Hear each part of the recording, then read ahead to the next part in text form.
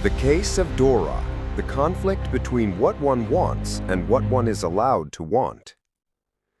Vienna, late 19th century.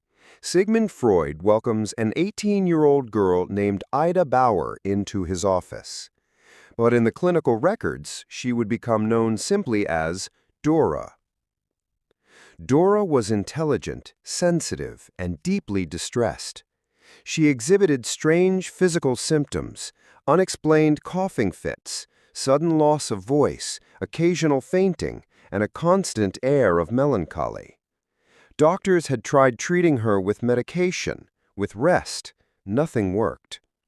Freud, as a pioneer of psychoanalysis, believed that behind every symptom there was a psychic conflict, something unresolved, buried in the unconscious. And so he began to listen to Dora, really listen, not just to her words, to her silences, her slips, her contradictions. Dora spoke of an older man, Herr K., who had made advances toward her, a close friend of the family. She claimed to feel offended, violated, harassed, but Freud noticed something unsettling. As she recounted the incident, Dora expressed outrage, but her body responded ambiguously. Her physical symptoms worsened when she talked about the man, but they also disappeared momentarily when she allowed herself to secretly fantasize about him. Freud interpreted this as a conflict between desire and morality. Dora, raised in a society that openly repressed female sexuality, could not accept the idea that she might have felt something resembling attraction toward that man. So her mind did what the human mind does when instinct collides with repression. It buried the feeling, and that repression became a symptom. But what disturbed Freud the most was not Dora's individual case. It was the pattern he began to observe in many other patients, women who unconsciously desired authoritative male figures, sometimes undesirable or inappropriate, which clashed violently with their conscious values. Desire and disgust, fantasy and denial, pleasure and guilt, all coexisted in the same psychic space.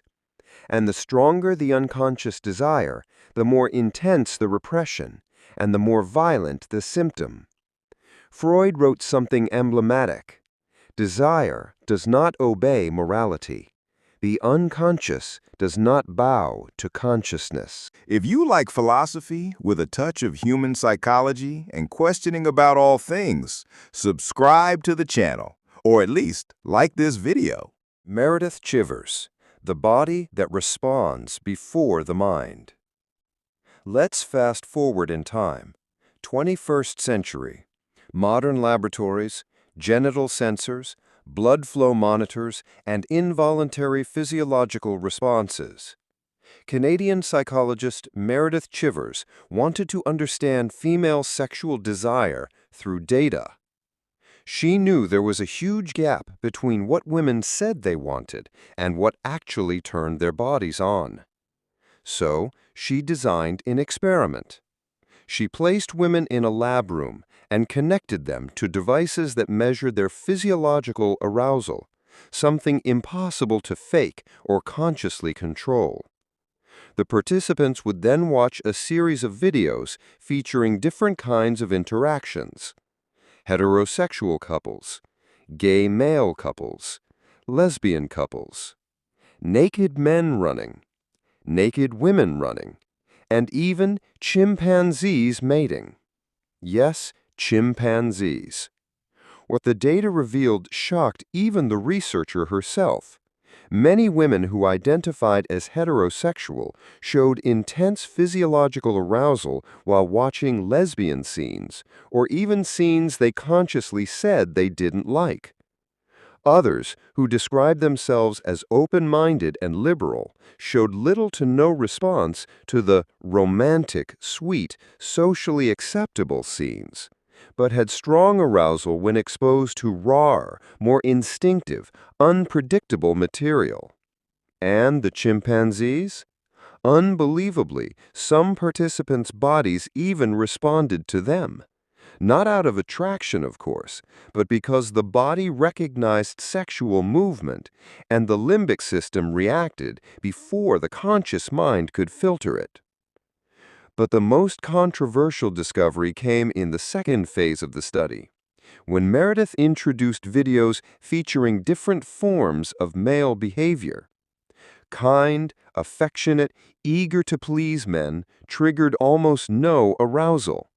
But when the videos showed men with commanding posture, calm confidence, or even calculated indifference, the charts spiked. The reaction wasn't logical. It wasn't planned. It was from the body, from instinct.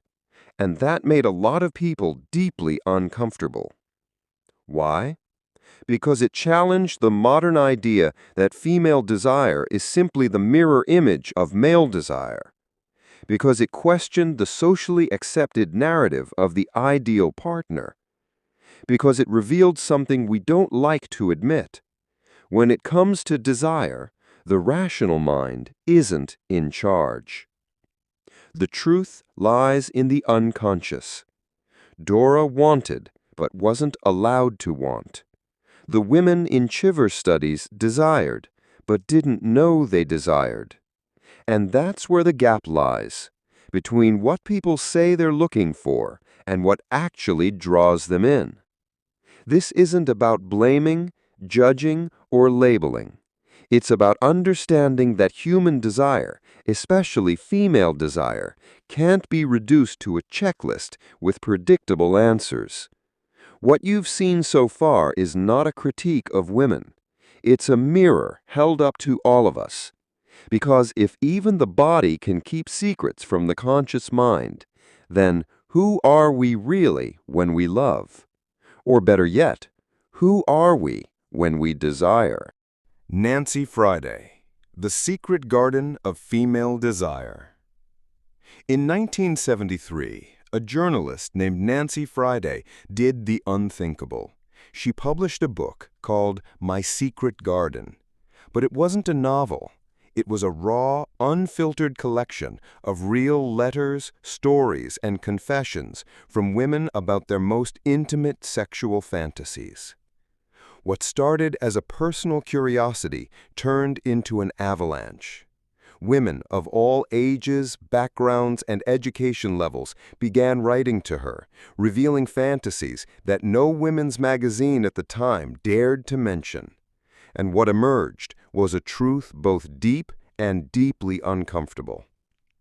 Among the most common themes were fantasies of submission and domination, encounters with figures of authority, scenes of moral or social transgression, attraction to emotionally distant, unavailable, or even dangerous men. And these weren't naive or emotionally unstable women. They were psychologists, lawyers, university professors, feminist activists, independent, intelligent women fully in control of their lives. And yet, they longed for scenarios that directly contradicted their conscious beliefs. Nancy Friday didn't judge, she documented. And in doing so, she became one of the most hated and at the same time bravest voices of the 20th century. Why? Because she exposed an uncomfortable paradox. The mind wants equality, but the body may crave asymmetry. The conscious self wants affection and security. The instinct wants risk and intensity. And the cruelest part? It's not a choice. It's instinct. My Secret Garden was banned in several countries. Friday was accused of betraying the feminist movement. But she never backed down, because she knew that silencing the truth about female desire only helps preserve the myth of the tame, predictable, well-behaved woman. And as she once wrote, "Fantasy is the last territory where a woman can be free, because there no one is watching." The ideal is not the desired. David Buss's discovery. Fast forward to 2012. Evolutionary psychologist David Buss, one of the world's leading experts on human sexual behavior, conducted a study that would become a turning point in how we understand desire. He asked hundreds of women, "What would your ideal partner be like for a serious relationship?" Most gave the expected answers: a kind man, attentive, loyal, a good listener, emotionally available.